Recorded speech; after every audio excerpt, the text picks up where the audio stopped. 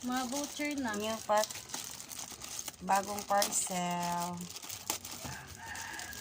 Para sa aking pamangkin, si Bianca. Ano pa din? Wow! Electric fan. Dalawa. Magkano? 10 pesos. 10 pesos na daw ni guys. Wow! Malakas! Ginabi? Oo nga, malakas. Bilhin ko na lang tong isa. Mabalik-balik siya. Dili. Yung nakita natin doon sa ano. Oo, yan. Ito nga yun. Ganito nga.